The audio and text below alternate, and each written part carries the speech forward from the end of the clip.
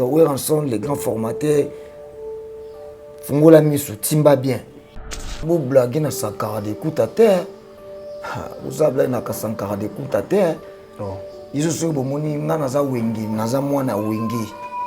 Donc avant vous avez un musicien, il y a Wingi, Naza Pelo fanatique, moi tout le monde le bapé Maram na Wingi wana. Biso Moni Sankara d'écoute a signé la guerre rébellion, cause on va problème na batu belé na mokilia. Donc bobo PCP honneur mo boazo mérité quoi. Ceux qui beaucoup mis pour ce qu'il est dans Sankara d'écoute à Bakabwana ouera mais vous laissez ouera leur vide. Bah venez sur Moni Bakenda, bah adété à qui pour Bakenda, tout ce monde vous voulez laisser ouera avec qui alors? Ils ont Kenda, bah hérité Bakenda, bah tout Bakenda, tout tira na papi kakol na Sankara d'écoute. C'est vrai. Donc ceux qui le Sankara qui est remonté ka tout tika le na kakol qui to mingité. Nous on a vu des images Sankara d'écoute am ti na katenda ko ouera. Na ba États-Unis kuna na bana ouera bazolia Sankara d'écoute c'est la famille de ouera. Enlever ouera son Sankara d'écoute ce n'est pas bien. Mutunyo soit toujours kana mo mutumo pembeni na sekisaka mutayebi ke none na bo sengle na ngeza kuna Sankara mutayebi Sankara zo na nga sengle wana ni mutu donc va enlever rôle Sankara d'écoute à jouer à pembeni na ouera son ko longo lango boy c'est enlever ouera son quelque chose bino bozo mona ngote nga robino mundibu na libanda na musika tozo mona biso tozo mona Sankara longwe. Est-ce que c'est important la carrière ya Weranson? Et là on est dans ba bon sarate. Je ne pense pas que Sankara 5 mambo sombelanga le pango moko bopuna za na bino. Ate il était pas fan diawa. Peut-être ils diront c'est la même chose. Vous comprenez très bien. Parce que wenge wana to tika la bino ango les orchestres na biso. Combien de fois yé ba mission na ba seka ba patron so ba groupe na yé pas seka ba patron so ba groupe ou ba mission ba kimara na poto. Donc c'est le moment pour lui à comme na moi maturité moko boy. Autant yo mission na finga ngana finga mbala moko yo. Non s'attaquer mbala moko na yo. Yé pas cause la innocent tam sala la kina. Jamais innocence à la rater. So comme on dit que non mission moi zo manquer mutu. To porte parole moi zo manquer mutu. Président na ya au courant. Abeta musique na et polémique ils rien net il y a sali polémique trop bolanda hypocrisie wana tabaka yo beaucoup tsepe na polémique azali nzambe polémique yem ta alimentara polémique nzambe polémique na ndenga muketa après koya asali lokola net nene asali ba yo zo manquer nga respect ba mission no bazo manquer ba respect to pesa na mbote comment tandis que ngana zana ba grand musicien lokola ba fali pour na ba mboko ba Koffi Olomide bazali ba les grands mots aux légendes à respecter à Robino Mundibu ba Weranson ba respecter à Robino Mundibu batanga kombo na ngana bien ba soutenir nga yo zotinda ba tout moko ba sala loka ba rabaisser nga en fait non nga za na zo ba correction na ba mbale belé soki na zo kaka ba petit moko ba nzala ba zo manquer ba respect moto eboma na ndeni. Si on a petit mot boya mato bazo manquer ba respect moto ebomana ndeni moto ebomana te. Oh les grands formateurs na musique azala raté. Non, formation ezali. La musique ezali. Yuza formation na wengi musique maison. Ngana za na za pe formateur. Ngape banda lelo fo ba benga un grand formateur. Non bien. Na lobby na yo formation na musique ezalaka. En tout cas boutique la nga héritier wata na fali pupa nanu. Nous les Congolais, c'est lui qui nous représente aujourd'hui valablement. C'est Fally Ipupa. Est-ce que featuring Isa entre une Fally Ipupa? Isa, c'est pour quand? Du soir à Zonka, Kenya. Nzembo Isa déjà, où est plus important, Zali Nzembo Zali. Il m'a annoncé une émission avant que tu aies un loba. Lelo misona ngai moni motonga na lukaki utape mwa kala mobali na ngwende ya pandi na kiti kongala neti moi alinganga moto ayambo na pesi motema na pesi epe bolinge. J'ai entendu sa douce voix lobia linganga d'un amour éternel.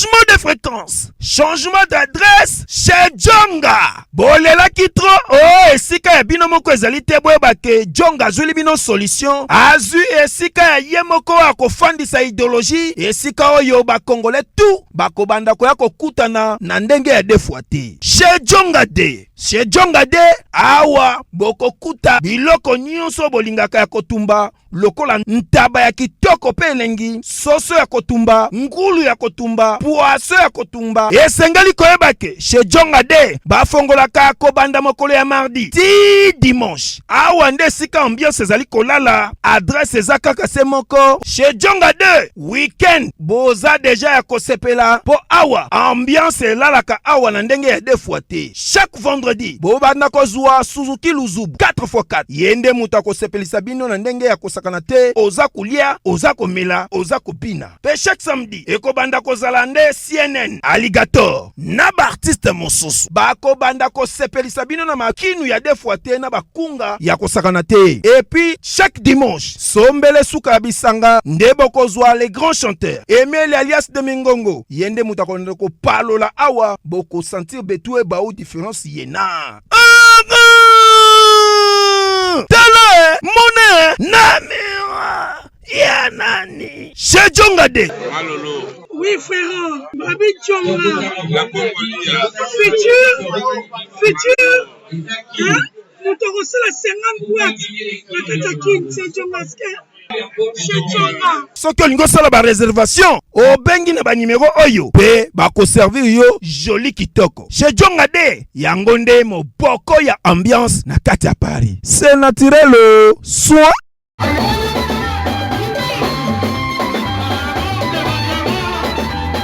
Bana Guine, Bana Dar es Salaam, Bana Poto, Bana Mokil Mobimba, Site FM Moko, Afrique Info avec Frank Stemai, Yandankala, Twende. X-Bass, Marandura, Frank Stemai. ONG Avenir pour tous, APT en sigle. Nous vous présentons le service de nos boutiques online. Nous avons une boutique aide alimentaire et une autre boutique Easy Cash Turquie prix de gros. Dans notre boutique Easy Cash Turquie prix de gros, nous vous donnons la possibilité de faire vos commandes en ligne. Nous fonctionnons avec beaucoup de boutiques qui vendent des habits en Turquie au prix de gros. C'est pour vous faciliter de faire vos commandes au niveau de Turquie au prix de gros. Ça ne sert à rien de prendre le visa pour aller acheter des habits en Turquie. Vous pouvez donc commander à partir de notre boutique Easy Cash partout où vous y serez et ce sera le même prix et dans peu de temps vous recevrez votre commande. Pour faire vos commandes, allez-y sur notre site web. Tapez www.easycashinternational.com. Vous trouverez les catalogues de nos articles comme habits, chaussures, etc. Et tout ce dont vous avez besoin. Ensuite, vous pouvez nous contacter à partir de nos coordonnées. Pour la boutique aide alimentaire, vous pouvez acheter des aliments pour vos familles à Kinshasa. Et l'ONG Avenir pour tous effectuera la livraison à domicile, sans condition et en toute sécurité, partout dans la ville de Kinshasa. Pour passer la commande de provisions pour vos familles, tapez www.avenirpourtouscongo.com. Vous trouverez toutes sortes d'aliments qu'on vend à Kinshasa, comme poulet, riz, farine de maïs, huile, etc. Faites votre choix d'aliments, ensuite passez au paiement. Utilisez votre carte de début ou Mastercard ou encore PayPal. Au moment de paiement, mettez l'adresse du bénéficiaire du colis à Kinshasa ou en Angola. Vous allez recevoir une notification de votre commande par votre courriel électronique. L'Avenir pour tous effectuera la livraison au dit endroit. Vous pouvez aussi envoyer de l'argent pour vos familles, vos proches, ainsi que les orphelins, en Angola ou en RDC. Pour tous vos transferts d'argent ainsi que les donations, veuillez visiter notre site web. Tapez www.avenirpourtouscongo.org. Vous trouverez une note technique qui vous permettra de créer un compte pour faire vos transferts d'argent ainsi que les donations. Et bien voilà, Turquie nakati ya Kinshasa, solution ya Congolais et Mounani. Nakati ya avenir pour tous. On est dans Easy Cash. Naibisibino, même prix des gros ya Turquie et ça les awa. Pas besoin de billets, non plus de visa. Bana King, Bana Dar es Salaam, Bana Poto, Bana Mokil Mobimba, Site FC Moko, Afrique Info avec Franck Stemai, Kiandankala, Twende. X-Bass Marandura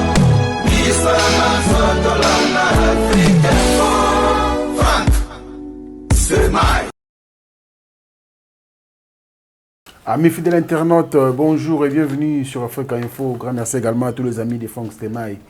Bonne année 2022 partout où vous nous suivez à travers le monde.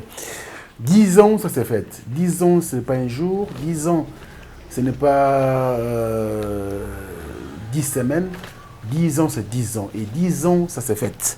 Voilà pourquoi nous sommes venus, bien sûr, à la rencontre de cet artiste et musicien qui fête ses 10 ans de carrière. Déjà, demain, il s'appelle Robinho Mundibou, l'homme de Kulumba. Après Nzete, nous vivons maintenant l'époque de Kulumba. Et voilà, il est là avec nous, Tourmiko Solo Anaye, Maramboya vivre dans la carrière Anaye, on ne peut pas s'en passer. On doit parler quand même de la disparition du général de Fao dans cette émission et parler aussi du bilan de l'artiste musicien Robinho Mundibou. C'est lui qui est avec nous sur ce plateau, bien sûr, improvisé. Et puis c'est la première émission avec lui de cette année 2022. Robinho Mundibou. Merci pour l'accueil et bonne année. Merci Franck Stemai. Bonne année à tous ceux qui nous suivent en ce moment. Et je suis très content. 2022, Yangoyo. Donc, et puis nous, le émission Liboso, le tout premier émission de l'année. Je suis très content de le faire avec toi. Merci beaucoup. Ça s'annonce déjà bien. Alors, ça s'annonce déjà bien. Merci beaucoup l'artiste Robinho Mundibou. 10 ans. C'est pas 10 heures. 10 ans, c'est pas 10 jours. 10 ans, c'est pas 10 semaines. 10 ans, c'est 10 ans. 10 ans, ça s'est fait. Alors, c'est déjà demain qu'on va fêter, bien sûr, 10 ans de la carrière. Je pense que l'invitation n'a pas pesé. Pour nous, il y a un chaton kolo, tout est Robin, dans la rythme, mais Kulumba. Mais avant cela, Robinho Mundibou, Kulumba se comporte dernier. Kulumba, rien à dire. Kulumba. Na senti ba vitesse na okande ba misu na misu ezalaki ba tshana no ezalaki et bo bimisi nzembo na 5 jours déjà au bandi kozo ba vidéo challenge na ba concert ba zo senga ngo donc voilà donc succès à banzembo na lobaka na o oui na lobaka na yo que confinement et c'est le rôle mélanger biso. Toujours pour gagner. On fait toujours des choses pour gagner. Quand on parle de 10 ans, on parle de 10 ans, il y a Boekati. 10 ans de carrière. 10 ans de carrière en solo. Non, pas en solo. Oui, en solo. 10 ans, non, je ne suis pas en solo. Dans la terme, la bateau, j'ai fait mes 10 ans ou 15 ans en solo. Non, tous en un groupe pour accompagner. On n'a jamais été en solo. Moi, j'ai fait 10 ans de carrière professionnelle. Voilà. Donc, on a 5 ans à Wenge. Ah, ok, d'accord. Nous, ça les 10 ans. Ça les 10 ans. Ok, bien compris. Merci pour la précision, l'artiste.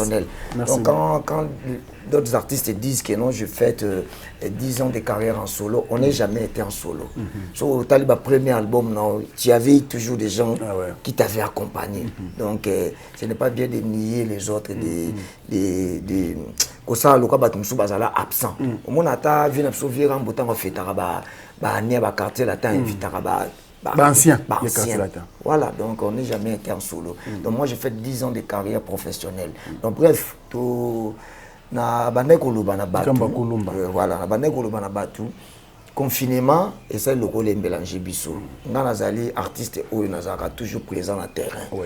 Tant au mouvement zali, nga pe na o nazana kata mouvement voilà. Donc, Tobimisa Kinzete avant Kulumba. Et succès, avant que tu le Kulumba, tu as dit succès, et ça rappelle à retomber dans le concert. Le concert de Tambola. Quand on a les millionnaires de Tobeta Lobby, c'est facile.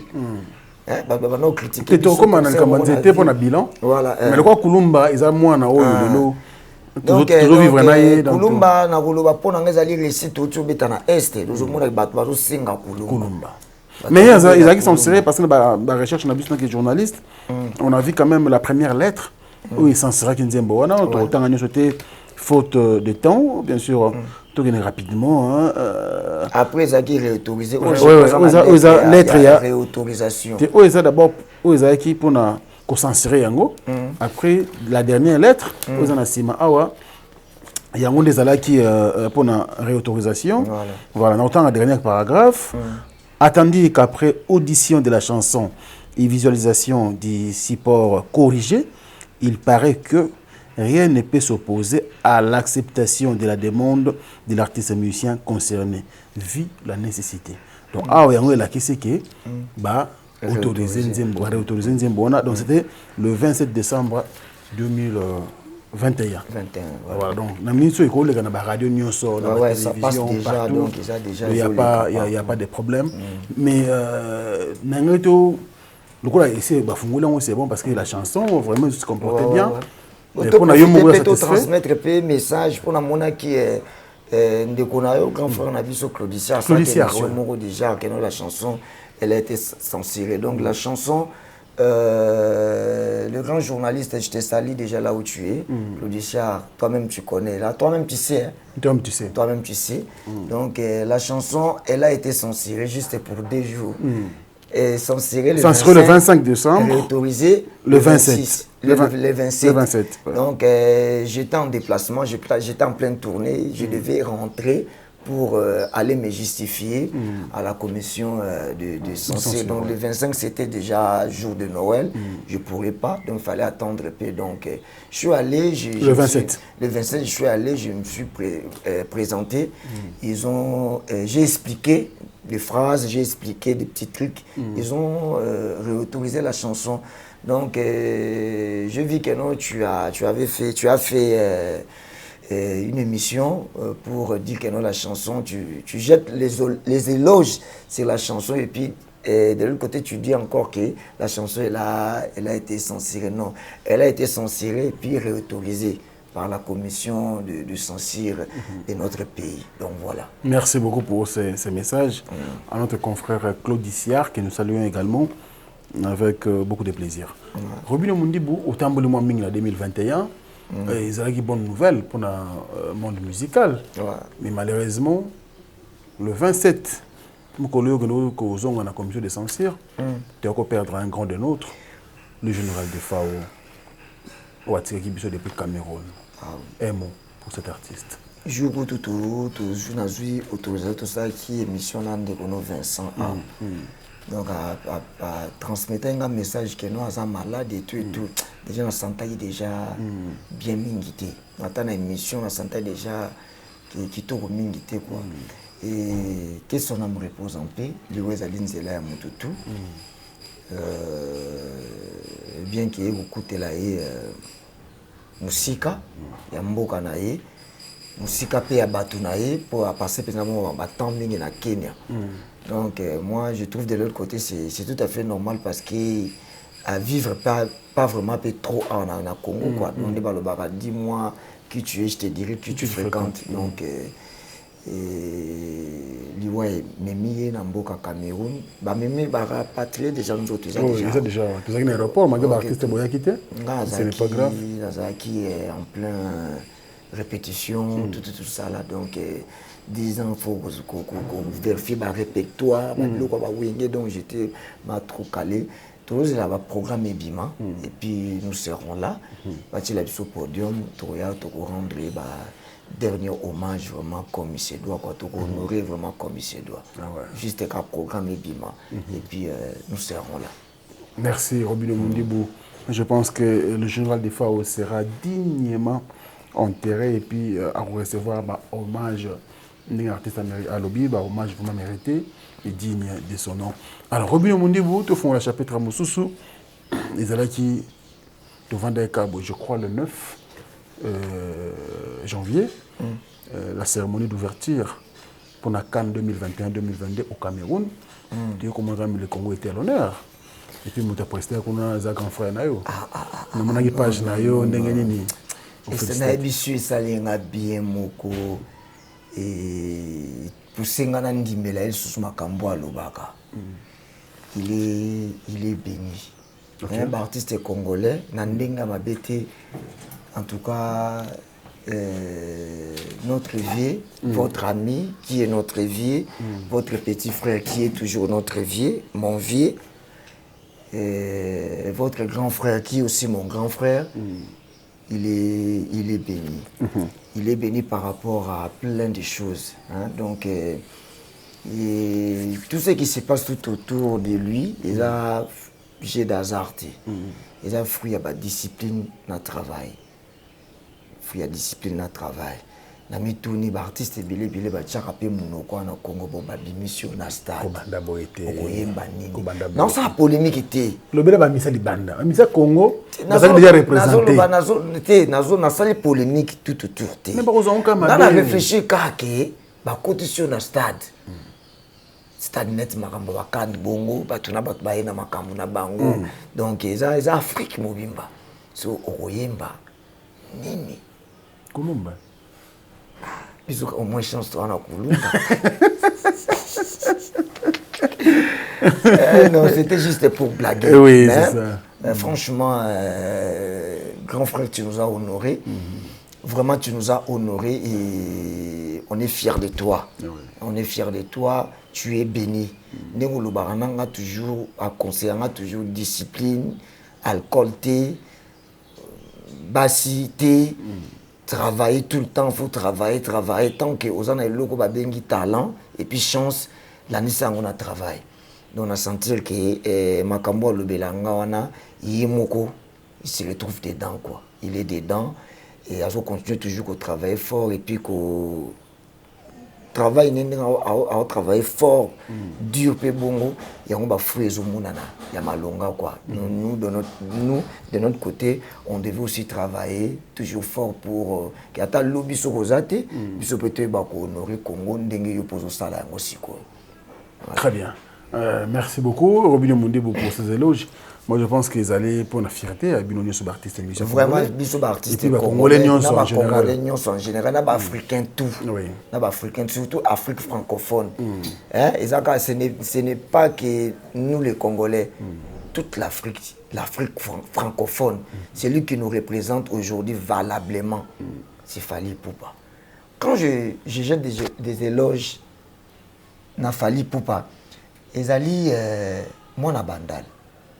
Utana bandal kobima kokoma tiwana c'est différent na jeune moi botamane na poto akoluka mukanda poto te akoluka ne ba mindondo na ba orchestre te mais ya bandi na bandal abeti na carte ba orchestre na bango batala la temps akokai ko lemba déjà kuna hayo kota quartier latin akokai pe ko lemba tango azaki succès na quartier latin akoti quartier latin alongwa sali album na liboso akokai ka ko lemba tango komai muto mbongo na succès album na liboso ti lelo aza toujours na biso non c'est un gars à féliciter quoi en tout cas na mboka au Congo na ba jeune parce qu'il est aussi jeune, il est toujours jeune.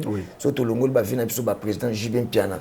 Nous avons enregistré vidéo moi président JB Mpiana. Nous avons posté en tout cas. Vu moi après ça, on a posté à Tatina Age pour la salle de musique. Et ça a JB Mpiana. Donc après ça, on a posé à Tina. Après ça, musique tout le monde a motivation. Dès que nous sommes artistes, mais nous avons toujours comme modèle. Pour mon avis niveau là, tu formes. Abiti ba Gucci moi pembi boyedo et quatre banzela rouge papa chéri JB Mpiana dans au pesa on a toujours pour ça qu'on l'attaque bien pour ça motos à la star parce que musique est tambola rapena et loco donc sur les locaux ils attendent en tout cas donc mobulo dans au pesa toujours pour ça donc côté makambo il y a futur. En tout cas, papa chéri JB Mpiana. Après, nous avons un concert, les obéta, Mado. Malgré sans album, mais. Sans album, mais mouvement. Donc, tel situation qu'il faut pour ça, œuvre, il y a bien. Donc, pour exister, tati, lobby musique, il y a sauté, tati, n'a pas âge, papa chéri JB Mpiana. En tout cas, Robinho Mundi, grand fan, surtout côté Makambo. Donc, ce qui est nazo. na olobela ba vie na biso wana donc bango na tchara bango déjà ba se ba prouver moi trop président Kofi Olomide le grand Mopao ba Weranson ba président nyonso wana ba sali déjà pe moi temps na bango ba prouver petit lelo toujours continue toujours encourager bango pour bazana biso pe kaka mais na ndenga ba jeune en tout cas boutique la nga héritier wata na fallait pour pas nanu Dans ça, Makambo. Très bien. Très bien, propre. Héritier wata na boke les pe ba flair. Héritier wata na be Gucci bambo tebele.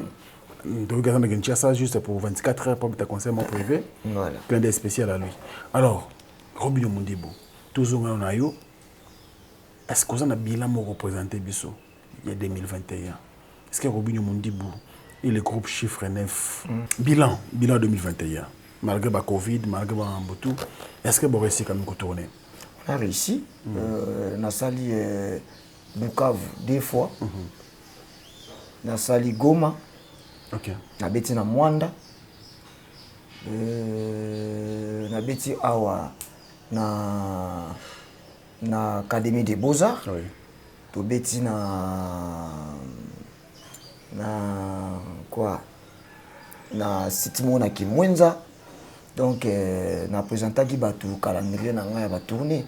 Donc na roloba bilan 2021 ça est positif par rapport à nzembo na biso bimisa qui nzete on te pesi ba retomber ba concert tout donc voilà donc na osa ko ba commentaire mingi ça se voit na présenté qui ba tourner calendrier tozo continuer à tozo na ba commentaire na c'est ba tabi Robinho nous avons un Congo, le banda Congo comité.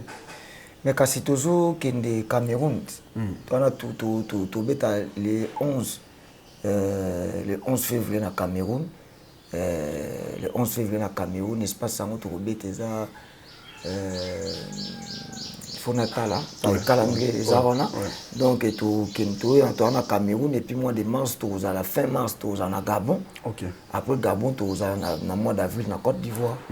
Donc alors ça va ils ont bien. Ils ont bien. Donc kuna na est kumeka na mundi buté. Ah ouais. Muni est. Muni côté on lingi trop. C'était na Kulumba kumeka pour les 4 tours que le festival à Mani. Ah. Les 4 tours na na festival à Mani. Tous à Tobeta. Batabi Robinho Mondibo tout melama était awa. Jeune chanson qui a totalisé plus de 20 millions de vies. Nazana Boye, Parima Kulumba. Pratiquement 1 mois en goyo. Attends 1 million à Pamboyo. Mais Misu. Yonde le roi de vie. Misu na kumisa roi de vie. Misu na Misu. Et ça après 40 jours, après 1 mois et demi, de ça sera 1 million. Vous comprenez? Kulumba tala ba statique nango au monde qui ils ont bien. Au monde qui ils ont quelques semaines. Ba besoin de basson va vite. Mais na théâtre pour Congolais bepsa kaka débat. Au monde to beti 4 concerts ya bi musique à moko. Vous comprenez? To lobi ba vie bango ba ke na Google ADS. Côté à côté 4000 € mbala mongo jouer 1 million de vies na journée moko. Donc batali 6 millions geno donc il go ba to ba ça les efforts personnels. Donc il butina te quoi donc nous on peut acheter. Vous comprenez? Mais na loba ango à la fin c'est l'arrivée qui compte. Et vous comprenez? Donc tango ça la bongo bato zu ba vie mais na bar ozate na boîte ozate retourner te vous comprenez moto azu ba vie ya ko ba nini retourner te pour bataille nulle part ba yo nulle part preuve na yango biso tozongi ba musicien to koma ki mélanger na ba petit belé siko tozongi ba vrai musicien pour tozo tourner tozo beta ba concert ozongo pour to beta ba vrai concert obi ki to beta lobi na les millionnaires oui yango na niveau téléphone ezo ninga donc yango ba vrai musicien ko to yebani na sepeli ndenge musique ya Congo zongi goût de tout ce que ba vie alors to ila kizo makambo te ba vie za kaka biso to sala na ninga solo ti biso to sala na ndenge ya vous comprenez pour nzembo moko Frank Stemai nzembo ko sala 1 million de vies na 2 jours attends une semaine nzembo faut comme 50 millions. OK. Nzembo na fait sous kana 50 il faut mettre ba 50 ba 100 donner 24 1 million. Nzembo na faut botala ngo kende ti ko sala ba 50 millions ba 100 millions c'est comme 50 millions 100 millions en tout cas ya Rosomba vous comprenez déjà il y a trafic en fait donc voilà biso ce ko bongoté biso ya malembe quand ndenge ezokende ti komona moni nzete mpo olobaki ti ya na beti 1 million aokende date aokende tia komata ti donc voilà biso eza bongo moke bavie eza bato baotala bato bazolinga nga na olinga ata nazwi 2 vues nde naloba yango mais ezala ya solo bato batalinga on comprend batalinga donc voilà naza kaka propriétaire à dossier la propriétaire ozomona ta ba répétition to postaka na ba Facebook yo mona ka donc ebetaka na ka ba millions ils auront ba vue grâce so eza bien bien que to kumisa kaka ezaka na moyen ça na marketing mais to na grâce bazo banga pe baninga na moni Ibrator après quel album Robin, pardon, Inosbi a bois qui peut album, mais ce qu'il faut ça là quand même moi commenter un album nous sommes balés voilà. Au moins on dit. Non, quand il s'agit d'un album, tu peux ça avoir chance, tu peux ça avoir chance. Voilà, tu peux ça avoir 6 mois, 8 mois, tout un an.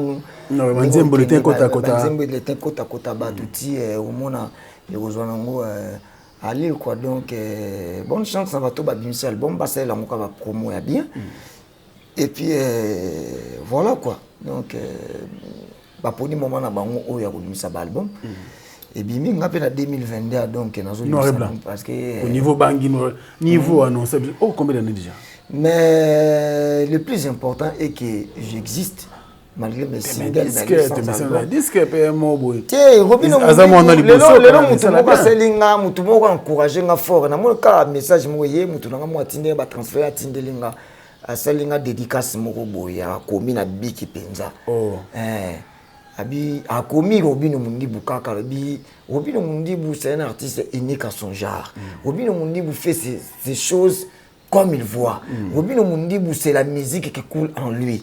C'est un artiste inspiré. Robino Mundibu c'est un artiste de Dieu. A komi comme makambo belé en tout cas. Donc message tu comment pour éviter. Na yebi pété.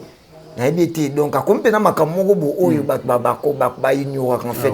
Parce que sous ça bato za bani ba mona biso nyoso tozala ndenge moko. Il y a ça l'album yo pour ça l'album. Non, le plus important est que par année na bimsarata 2 singles 3 singles ezokota bato bato bayaka musique nanga nazo mata avion bomona te na mata avion yo kasi na fanda na mbongo nanga yo biso bato tutonga kati yo potonga ka webi niveau briquet ya do webi ke muta so ko mutonga ko mabongo ko makasi do voyo kasi nga na ko misa bena mbongo nanga na somba ba billet ya ba musicien pe na kina milu les salles na beti concert pour bato ba mona ke to ke no beta libanda non ezali ba fruit ya ba single to bimisaka yango epesala ka no ba bengisa biso libanda to ke no beta yango c'est important mutu muso ko za bimisa album mozo mona zo ningana te azo bouger te concert na Kinshasa pour moi ça compte pas vraiment pour moi il faut t'arrêter bah non ça compte pas vraiment. OK. Eza izaka na mindondo mingi. Olala ba pongité ba obengo kuna groupe, bazo bengo kuna nini, bazo bengo kuna eloko bazo bengo tout le temps les gens t'appellent auto invitation to juité. Ni to juité donc moi ça des fois ça me saoule. Mais le quoi ba balingi ba mona surtout sala ka makambo yango yango to banina les millionnaires. Après les millionnaires to ya village chez Temba. Après village chez Temba. Ota showbiz te na beta village chez Temba 4 fois. Mais bandé la siko tout le monde. Et ça problème. Tembe bandé la siko. Parce que to bandit qu'on a les millionnaires. Les millionnaires non to bandit. Vous comprenez? Après to kota Temba, to koti showbiz, to ya fikin. Showbiz c'est ah, mais mutu a voyagé déjà. Mutu a voyagé à groupe étranger bazo kota. Showbiz du boulot hein. Ozalo bina millionnaire. Ozalo millionnaire, batunini ba ozana millionnaire. Déjà au monde non mindele. Ah bon? Déjà au monde non ba indien, ba libanais, au monde mindele nan. Donc comme le public musso alors. Na comme public pas ba congolais ba ozala. Ba congolais pe bazali. Mais na on mélanger. Vous comprenez? Après toke showbiz. Showbiz fikin. Tout ça discuter. Non, fikin wana mais. Na so bisayo, na olobela o. Nga beta ba stade na ba Yupugon, na beta ba stade na ba Yamoussoukro, na beta ba stade na ba Bouaké. Mais on va ça il va remitu makasi na ça wa. Hein? Qui va remitu makasi? Kin ba lenga biso bongo ba linga biso makasi. Kin ozomwa bato mosuku kutu bavie na biso ebele balimwa na musique omonte baannonce bavillage chetemba batie babanderole ebele balimwa na musique otali mpe bato mpe baye kini motu nyonso aza na bafanatike na ye déjà kaka na ndako na lopango na ngai nakoinvite bato batondi village chetemba nakotondisaka bato kaka nde ya bato kaka bazala lopango na ngai baye batondi village wandula ya invitation ou bien billet pena paf mais soki nango alinga azwa zéro bien non de sincérité nalinga azwa zéro nyonso somoi motu mpe abeti na village chetemba azwi zéro bato nyonso babeti motu azwi secret nango eza nini secret eza nini secret ezalaki so ozaka artiste oza na bato na yo ata frank yo mpo kocréer conférence de presse so oza na bato bakolandoka okobaki nga naosala so naofete eloko na nga moko bo na village chetemba bato baya na bango kaka vie na biso kambe chetemba moi asali biso eloko mokobravo vie na biso en tout cas non et puis aza na motema kofungama mpona baartiste et tout donc on n'est pas là pour critiquer quelque chose de bien ou soit dénigrer komisango loko eza moins ngonga ntango tomoni ke koki to ana nzete na biso ezobouge tomoni ke kulumba ezali non on ne force pas ntango tomoni ke kulumba eza nzete eza bamiso na miso eza batiana no boye eza tona makambo toyebi ke na yango tokobeta bato mpe bakoya bakobina okotondisa mpe village chetembe etondi bafandi bazocomprendre te bakomo yebi yembi biso nzembo afali yembi biso nzembo mondibu ekomi karaoke ozocomprendre donc voilà donc c'est le moment pour nous que non nzembo naso tobimisi na 2021 kulumba na nzete ebandisi kokosala biso moi tourner nde tozotambola. Alors Robino Mundi boza quand même transfige ya groupe de Wenge Musique à Maison Mère toujours sentir moi guerre moko médiatique surtout au niveau de communication tout le monde Sankara de Kunta Kotoyo il bandaki depuis mais Sankara de Kunta cette fois là au 2022 en tout cas télémi oh moi yaza mobali abima pour babana ko loba ezeli ba problème na ye siko problème sili yemo ko azuma kambo wa main et puis il a dit tout ce qu'il a dit je pense aux artistes moko très branchés ou landi mo débat sur la télévision un petit commentaire à faire ça et puis tu as une réaction du roi de la forêt Ranson sur cette affaire beau blague na Sankara de Kunta terre vous avez na Sankara de Kunta terre oh ils sont bomoni ngana za Wenge naza mwana Wenge. Hein, donc avant vous avez un musicien, il y a Wenge, naza pe lokwa fanatique mo mutu mo ko loba pe makam na Wenge wana. Biso moni Sankara de Kunta ko signer ba guerre rebelle, ko so ba problème na bato belé na mokili. Donc bobo PCP honneur mo bo azo mérité quoi. Hein, bo PCP na pe mo honneur mo bo na kati ya famille mindondo pe ba ko soa nezanga te mais ko bongisa na coulisse ezalaka. Vous comprenez?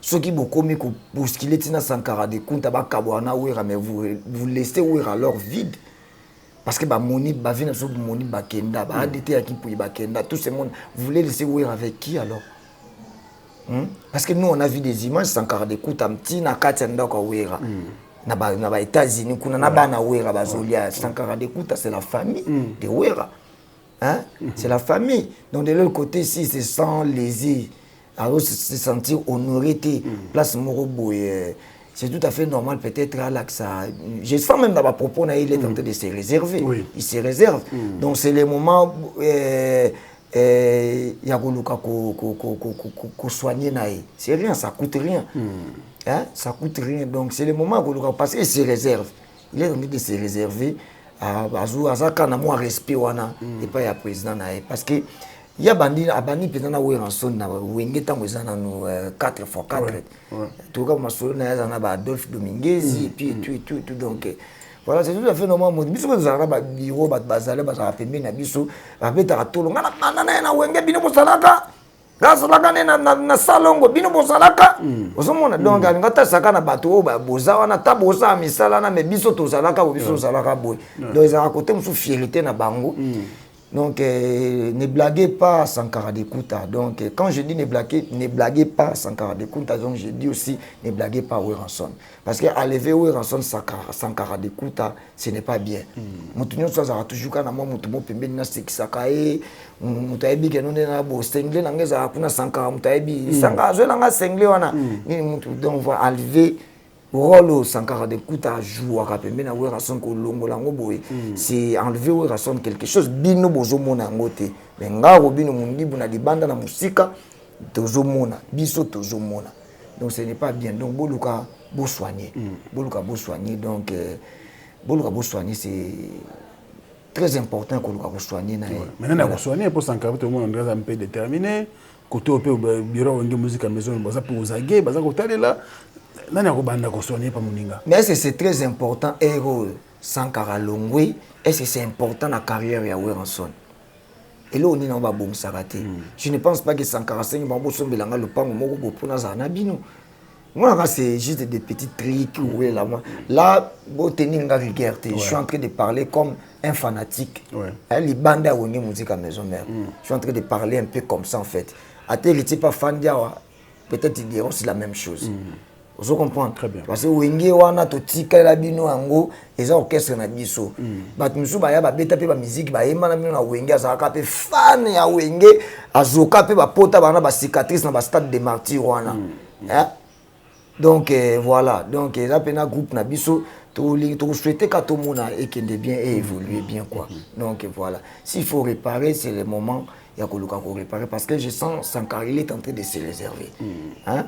Donc, où sont les grands formateurs? Fungola Misu, Timba bien. Timba pensa moi bien quoi. Dans mon agazo, pour ça qu'il émission moi c'est l'ingratitude. Dans mon marque, moi il fait que le bibon na moi ça le quoi ingratitude. Voilà donc c'est le moment où le kaka ko soigner pour la bref. Merci beaucoup. Robinho Mundibo, l'artiste de mon pays. Alors, dans mon équipe, discours, nous connaissons bien. En tout cas, dans cette période 2022, au côté bien. Il y a un débat de formation. Les grands formateurs dans la musique, ils ont raté. Il y a un appel à intervenir en fait. Non, formation est allée. La musique est allée. Il y a une formation dans la musique à maison. On a fait formateur. On a fait un grand formateur. Non, non, bien. Na lobby na yo formation la musique est allée. Est allée. Au moins on attend na ba père na biso, ba papa na biso bazala ba nini ba colonel déjà bandakala. Tant Kabila yé, azu ba motini ba recyclage na Goma. Ça existe. Vous avez un niveau na yo, mais ba bandi ko tailler yo. Ko yimba likolo te. Ba peso forme. Ba peso forme. Vous comprenez? Ils ont formation. Ils ont formé wapi? Ngai, ngaza d'abord formé d'abord ngamoko. Après na l'équipe à douze Congo na Zui Ndambo na Kokai Kozo. Ah ouais, c'est une émission na poto à. Na l'équipe à tout Kaluji na Zui na Kokai Kozo na yé na maison mère Tonginga. Na zala o na zalelo. Et puis ngapé na bandi ko tonga bato. Na bandi ko. Bah oh, zomo anja que bazu formation bien ça balani pas na yo. Et pas nanga tout le monde. Na ba o bazali, na ba o balongwa. Bango tout. Bref, on est monté sur le longue et pas dans artiste ne soit longue et pas dans kenda partout bazo qui na valeur. Au moins la paix comme chef, kuna comme mukonza comme kokonza quoi. Ah ouais. Ouais, j'ai construit les gens. La fin d'entendre sur mon répétition si 20h, la fin na bonti 23h na olo bakaka. Na sola na bango kaka. Na oté ya bango na zo benta bango kama toyi kaka. Donc voilà, c'est une partie des formations aussi. Ouais. Formation ça ka que yemba teno. Vous comprenez ça la voix bonne formation les alliés au sur la batterie la taraketch. Donc griffe bilamba tala moninga neo ça yoko sapé voilà, c'est une partie de la formation. Mais c'est pas que na émission monatala qui au salaki tout à l'heure, ils avaient gananda kuna ya na fin année passée. On va qui en tout cas aux ongis si fabrication ici kanae. Nga lo baki na bombela ki question na bi ah, faut tout na Robinho Mundibo expliquer biso parole waningi lo bani. Fabrication banda lelo. Depuis août, mimi orchestre à Poto. Un petit concert à Poto. La période où ça peut être difficile. Production à Poto et tout ça. C'est vrai, malheureusement, quelques artistes qui maquillent, mais mon dambo bazongi quand même. Mais le langage, on a que aux zongissiers, bandal la place naïe. Mais qu'est-ce que vous expliquer biso le non, on a pas été na zongissier na place naïe, na tchei na place mokobo ici quoi. Place en ondeni. Donc place où ils arraquent, non, tu vois comme Héritier Watanabe. C'est un artiste qui se respecte, vraiment qui se respecte. Il n'est pas trop dans des futilités. Preuve, on n'a jamais musicien héritier Watanabe a fini à président Mouroboya Groupe. On n'a jamais. Vous comprenez? Jamais au musicien héritier Watanabe a fini à président Mouroboya Groupe. Lélo. Exact. Fali Poupa. On n'a jamais musicien Mouroboya a fini à patron Mouroboya Groupe. Ils appellent ça des camps rare. Vous comprenez? Surtout côté attends na ba quartier latin. Au monde attends pas venir sur oasis quoi. Vous avez pas comme rare en fait. Vous comprenez? Tant biso au monde agi, yo mission na zo finga un patron. Tu sais gérer yo a mimba mission na pototi. Tant ba kimi azongi. École ici ya zongi nenga zongi na ba ope ba zongi. École ici obi que ça facilité. Non, ça facilité. Tu vois combien de fois yé ba mission na ba seka ba patron so ba groupe na yé pas seka ba patron so ba groupe ou ba mission ba kimara na poto. Donc c'est le moment pour lui à comme na moi maturité moko boy. Vous comprenez? Yako sala ba jeter que yo oyene ti loko nga mompe motinda kabatu. Na ba sima ba manka ka ba président musu ba respect. Nga na groupe banda lilo 7 ans. Na za na ba jeune ba bela bazo ba problème ba kaya matanga ba kaya ba maladie na mataka na bango ba avion na kenda na bango na voyageur na ba pays bila ba Afrique ba koma ba véhiculer ba koma ba futela ka bandapo bazo bala parce que mona ke yo musicien moko abeta na groupe moko bazo pa azo finga donc c'est patron na ye moto tinda ya obata mana simana donc c'est le moment pour lui de grandir un peu qu'on soit exemple. Il y a héritier Watanabe, exemple, il y a patron dans Moussouana, où quand même, c'est respectable en fait. Pourtant, il y a mis un finga, un finga, mbala moko yo. Non, s'attaquer mbala moko na. Il est pas rose à l'innocent, comme ça la kina. Jamais innocence à la rater. Innocent na makambo. Il faut tout le mission no moko no manquer mutu. Ngana, ko tsoko moni ke no mission mo zo manquer mutu. To porte parole mo zo manquer mutu. Président na ya au courant. Ah d'accord. Très au courant. Vous comprenez? À ça au courant, il y a moi avec tika sala bongo. Respect ou ta wapi? Respect c'est où ta quand de tout faire na ba mission na biso. Ah, ça va. Tant yo ba ça va mission na ba bazo respecter pays musicien na. Tant yo zo dénigrer moninga patron na biso mission na ozo la tsamba moke. Donc à ça le côté donc yo kutubo. Non. Donc na lo bagi on par rapport à 2022, na ou sali na 2021 qu'il cherche à grandir un peu en fait. Hein? À beta musique na ye polémique ils arrivent net il y a sali polémique trop bolanda hypocrisie wana tabata de beaucoup c'est na polémique azali nzambe ya polémique yemta alimentara polémique nzambe ya polémique na ndenga muketa après koya asali lokola net asali baje na tukolanda maître na yemoko boye maître Maître Maurice Loma. La PC Bambote. Oui, ce gars, comment il était proche de ces mecs? Comment il était proche de ces mecs? Vous pensez, ça va commander Tobé taper na Sankara de Kunta. Dans la démission, moi, Batindelinga et tout, parce qu'il parlait de mon nom. Mais ce gars, il m'insultait.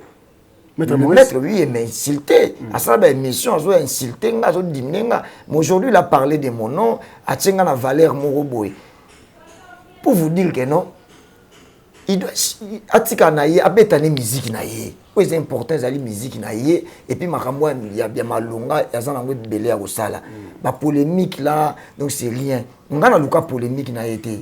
Polémique naïe, banda. Quand des alaka ba mise wa on a bien bien mais des artistes no baleka na TV ba mankanga respect chaque fois on a oh a ibra bazo bazo beta kuna ba oleka ba mankanga respect ngana beta na wenge yo master nanga mona ba mise bazo leka ba nani ba clavieriste bazo leka o mankenga respect ba petit na boko la même na palais. Bato na zara na pesa rakeji ji na zo boko la tina no ba problème na bango ba comme obete pa no mais il passe à la télé ba manquer respect na yo boende ni bato o bozala ba yo mtu o sala ngona nko kwa o meli titango yo momondi o natal sanos ko ke na za mobali na bani ko talisa ko na za mobali na ba titre ko ba chana no boy na bani ko talisa ki na za mobali na ba misu na bani ko talisa ki na za mobali to kutana na Abidjan.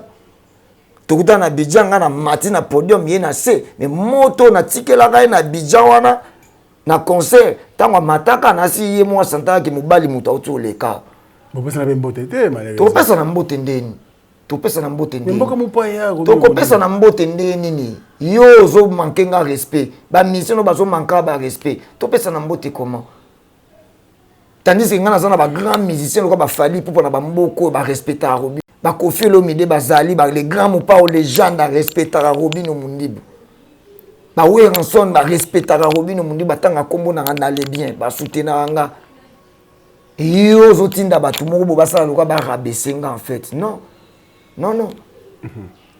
nenga za na zo ba correction na ba mbalebele azo ba correction ya ba ndenge tout moto sibo mani nango parce que non mais soki nazo kaka ba petit moko banzala bazo manquer ba respect moto eboma na ndeni so nazo ka ba petit moko boya mawato bazo manquer ba respect moto eboma na ndeni moto eboma na te tanga nazo luka na boma moto yo kote mozo tinda batu yo zo batama yo mope te mais en tant que papa mimbo maloba quand même bien sûr yo na yango na lobby te soko lobby bien na descendance na on peut lobara bien et ça a un respect langage fait ça bien en fait so yo lobby bien descendance no peut loba bien et ça te yo lobby bien côté msuzo bien ça bat msuzo ba sala ba sala blague moko manquer ba respect et surtout ba toto boko la ba toto lié ça ba toto supporta hein ça fait mal.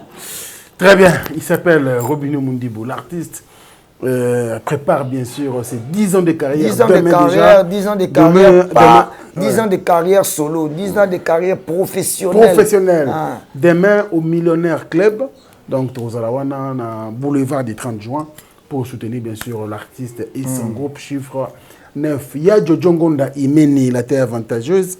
Je pense à la toujours proche de Jojo. Jojo Ngonda.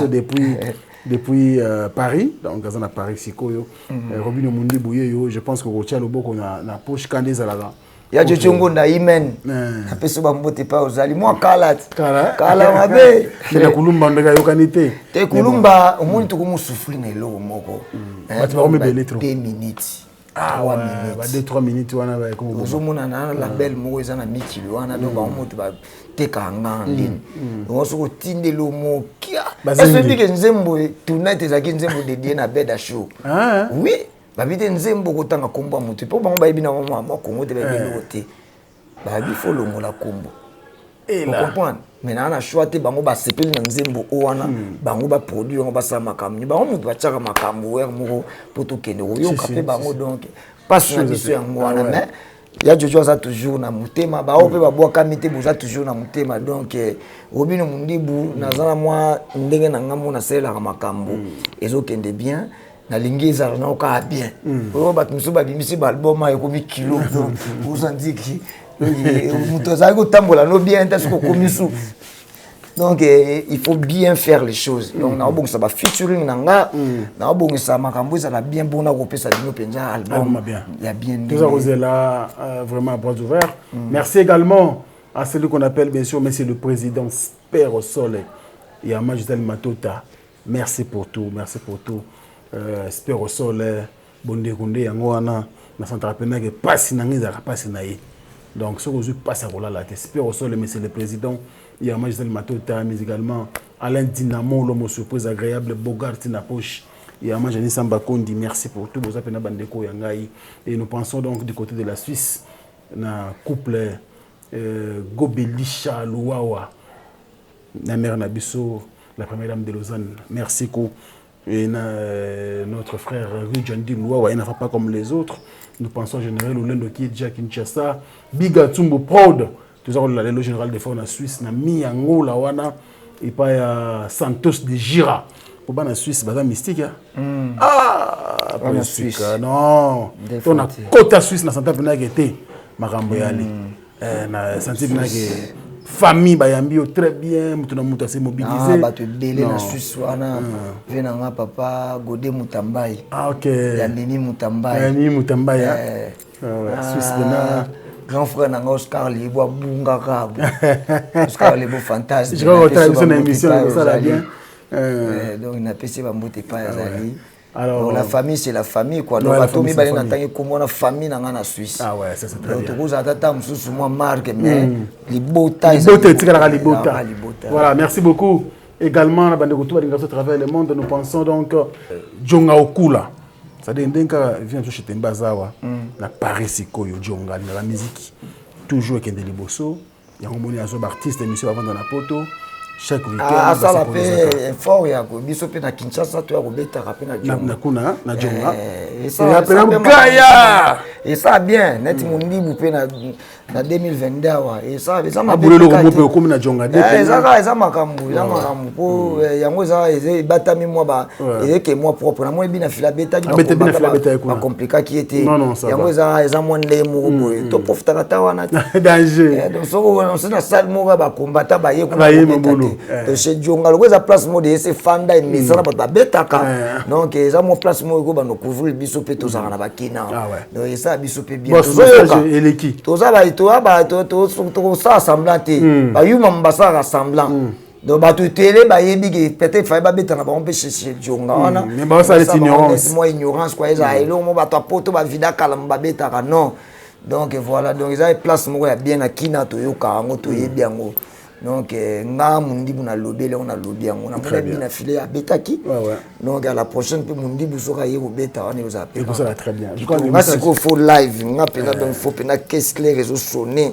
sur les beta donc zo mona makine zo katane ça la bien je pense que le message est l'équipe na staff news ya Jonga D donc merci on est ensemble là nous pensons à Bob Jonga Otto Sinjeka et puis bandeko tout balagana biso wana pas Jonga ça batete là batete là ouais Lick Kulapa LKP distribution ndeko pas sunga congolais olingi osomba pena masanga en grande quantité de champagne whisky tout ce que vous voulez et Lick Kulapa na biso wana zo aider biso ba congolais pour que tout somba ba boisson na biso à toutes sortes et ça la biso bien nous pensons donc à notre grand frère bandeko tout balinga so travers le monde boyebele Maxime Ilunga Maxime Ilunga Izeno. Oui. Babakisana Izeno. Izeno, Maxime Ilunga.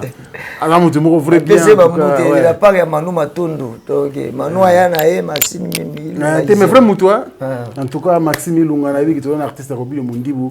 Et ça a biso bien. Et puis, Jules Dikando, on a besoin de ma pauvre Finini. Grand frère, merci beaucoup pour tout.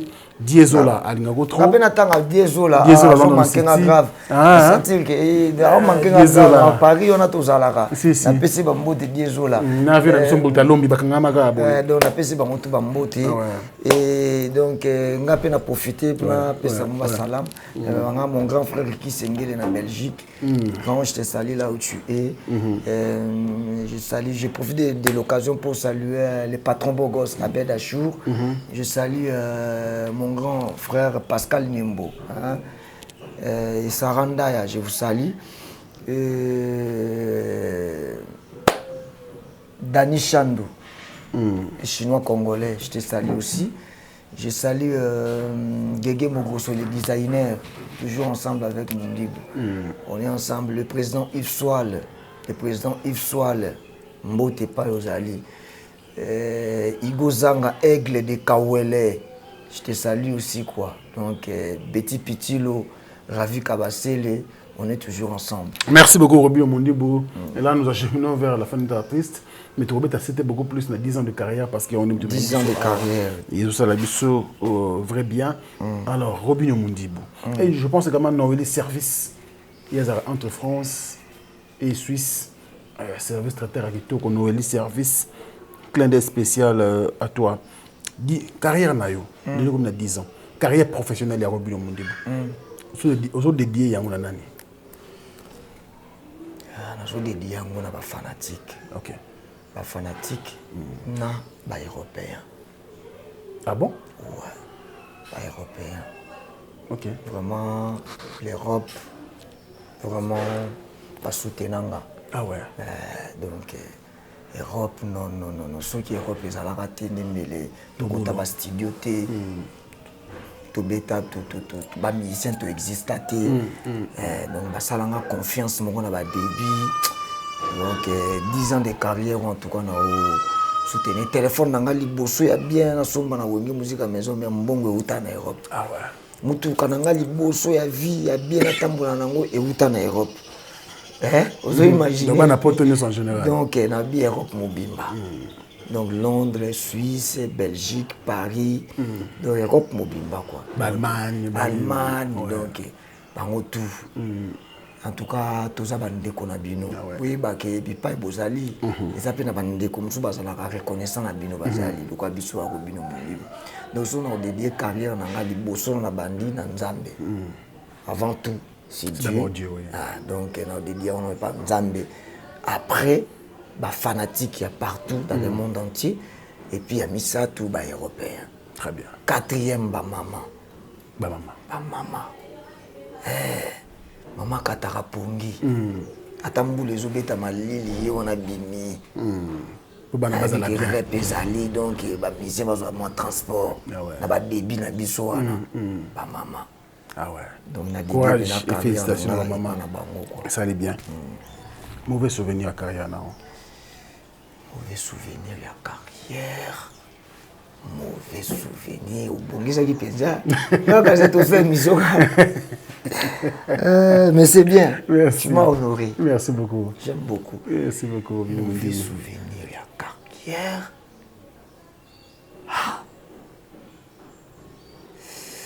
Mauvais atteint. Mauvais souvenir à dire. Tu n'as lu qui. Donc nous avons rose. Attends, Ezaki rose mais Ezaki na. Ezaki na message mouba bien batameka na sima. Et donc ce qu'on s'est présenté ça ma B mais en le logo moubo ma difficulté la difficulté motivant na comme na facilité. Ah d'accord. Vous comprenez ce qui difficulté ça qui te facilité pelinga ke zalate. Donc voilà. Donc le ba ya moi ma B o ngana mona na carrière na ngeza ka sensible ndenge stungisa nga vie mobimba. Batika okimete hein. Ti lelo, ti na kolumba. Donc vous comprenez. Il y a moi ma bé au kanga na mona na bité que nous allons la mauvais souvenir mais sensi quand il tourner sa carrière na nga déranger pe na mo carrière na nga mingi. Donc na ko ba moi ma bé ka yango wana o ngana viva. Bon, quel est le meilleur souvenir de la carrière na yo? Meilleur souvenir à carrière na ngeza koyemba na wenge musique maison mère. Ndina yemba na orchestre ba Ferrego la ba yemba ba Jani ba la Coste de Héritier ba yemba. On les a meilleurs souvenirs. Et on a au bois qui la ensemble les grands formateurs. Bah flair mingi. On est dans un na blaguette na Sankara de Kouta. On a vu Sankara de Kouta, ça fait une partie aussi à force. La Weranson. Sankara de Kouta défend Weranson. Donc voilà. Biso to kenda ba héritier ba kenda ba tout ba kenda, tout tira na papi kakol na Sankara de Kouta. C'est vrai. Donc ce qui le Sankara qui to remonta ka to tika keka na kakol qui to mingité. Donc voilà. C'est très bien. Je crois que fanatique à musique maison partout à travers le monde. Bah se retrouver dans message voilà. Meilleur souvenir na ngeza ko yemba album mon na kata musique maison mère. Vocal ka moko. Et puis meilleur souvenir na ngani baleza liko beta na hôtel Accor Arena. Bercy. OK. Bercy. Bercy. On a meilleur souvenir. Dans le bas, des meilleurs souvenirs dans la musique. Yango wana. Bah bien on compte en côté, on va lever les rideaux. Hein? Bah tu vas pas compter en côté. Toto polémique là-dessus en fait. Bah tout le monde va lever les rideaux là. Donc si lever les rideaux, si bah pesa qui a levé les rideaux, il linga boya. Linga boya. Ah ça linga ko boya. Yo ta mozolo ba on linga ko boya. On va lever les rideaux. Ça dit que première partie dans concert na yoté. Non, mais tu as on a un talent. Nazala fier nanga. Na beti ngamoko. Na public ngamoko sans que o ba ko lobelo artiste moko boye donc a télémelo wana. A télémelo abosa lokwa bosangisa moto apeso makamba wana présenter na mokili. Batangi mobino yo zakiti. Mobino mundibu. Obima bat baganga. Sale. Ti le zonga te. Et ozonga koleka o wana na carrière na ngamoko ko ya parce que ils en a 4 à 10 ans. Si. Natika na bande musu ezali boso makama minene ko ya mais o wana na ntilelo loko les zonga te eza penza parmi ba meilleurs souvenirs na na 4 à 10 ans de carrière nanga. Et à part ça meilleurs souvenirs nanga na lobini na bi woni musique à maison mère kubetana hôtel Arena. Et voilà, on a meilleur souvenir moi na ba pays Afrique, na kendo beta Côte d'Ivoire, na beta na Gabon, na beta na Ouganda, na ba meilleur moment souvenir moko bien na beta podium mona vie à Wilo na Uganda eza pena ba moment moko ya bien na vie na kobosa na ngote na vie na nga na carrière na nga vie à Wilo Longomba donc ça va moment moko pena bien et voilà souvenir qui ceux qui peuvent vendre Robino Mundibu to yambi le lobo avec honneur okoma Robino Mundibu nani pena sala pena okoma Robino Mundibu ngamoko OK wana pena ngamoko ngana mitonga Robino Mundibu to le 10 ans de carrière to le 10 ans de carrière te pona lati ndena lati bo to le 10 ans de carrière par rapport à œuvre au na sala hein la œuvre ngo à 100% za rumba te de bat bakansa tam su rumba parce que on a dit œuvre bat misaka rumba album rumba mais ba bosa ngena sala mini album moko bo chiffre 9 o za na chana no boy na kati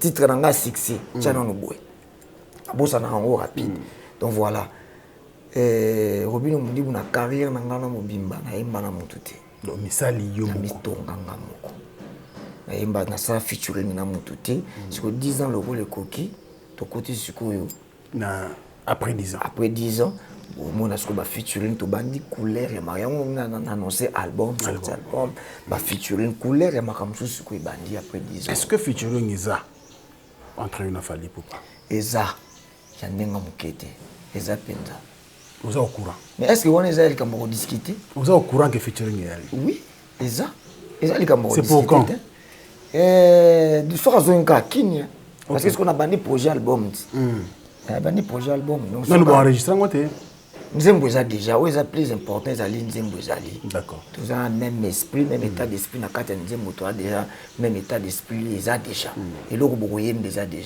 yango eza important quoi très bien nous sommes yemo annoncer une émission na avant que tongana loba yemo mta annoncer que no faut on y a lobby na tout ne peut pas au courant mais siko ndenge zana donc yemo ka lobby déjà to loba suni danger to loba suni ndenge yemo ka lobby wana donc wana prêtre papa wana prêtre wana ba niveau ba gims muninga na bisote niveau wana ba niveau kuna ba gims ba niveau kuna yango ba inelaka yo ba inaka vérité et ça quoi so yembi na Gims Hero maître Gims Hero ulongoli ba souci ba te belete maître Gims so yembi na Gims ça ko ulongoli ba souci ba artiste belo ko yemba na ba ona mukili ah bon ko yemba na Fally na longoli ba souci yemba na ba Davido ba Whisky Gims na pesi Imani Mateko ça dit ça quoi porte-parole privé à maître Gims vous imaginez un peu donc koyemba na Fally ça va ko longola pe ba souci de koyemba na ba Gims na bité que un jour vina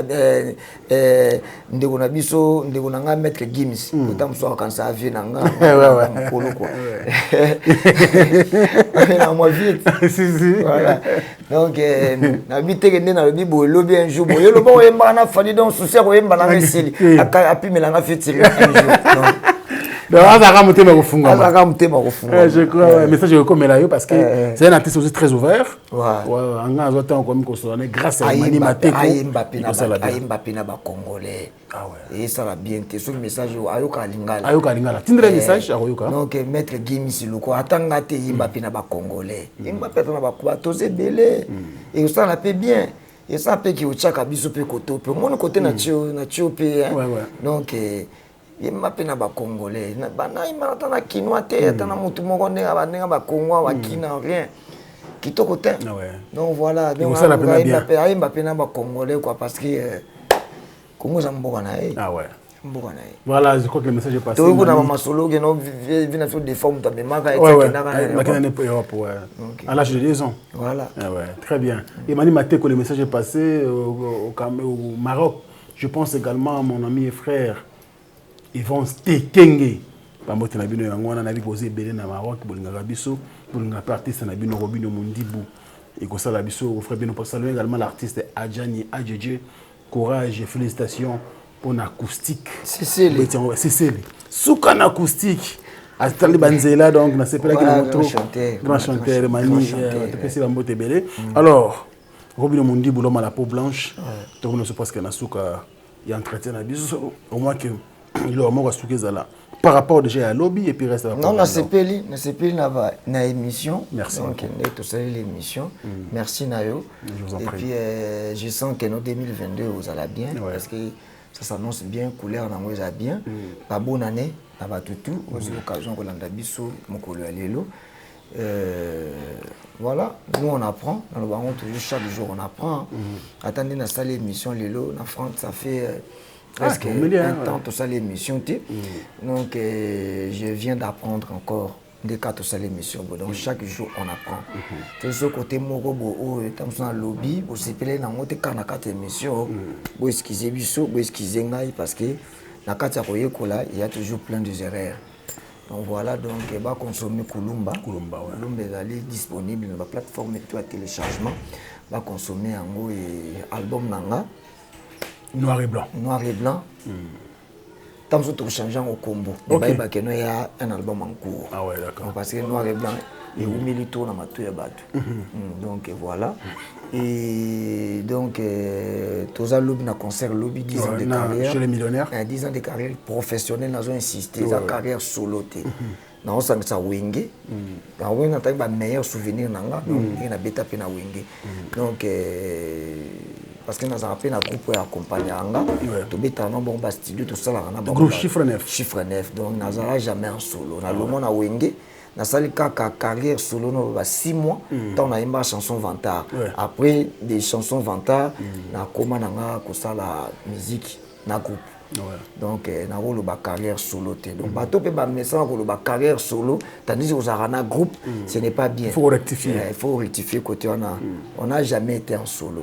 Surtout en solo, partout dans la carrière solo, on a des Jean Goubal, quand il se déplace seul, partout au Kenya, on a recruté les musiciens, on a répété, puis lui vient, il joue avec l'artiste au donc peut-être qu'on va faire un solo. Nous, on n'est pas en solo. Tout ça, c'est un album, donc ils ont un orchestre, ils ont un groupe. Voilà. Donc rendez-vous lobby na Millionnaire Club, Bouya, na Obandabino, Bandana, Bandana, Wengiti, na Kulumba. Merci beaucoup. Bonne année. Bonne année nangai nasina tangai ba kombo to lemba pe kaka kotanga ba kombo te donc nazongi lisusu le patron beau gosse Abed Achou Pascal Niembo le défenseur des opprimés apprécié ba bonne année. Très bien, merci. Nous sommes à la fin avec notre artiste, notre invité d'aujourd'hui.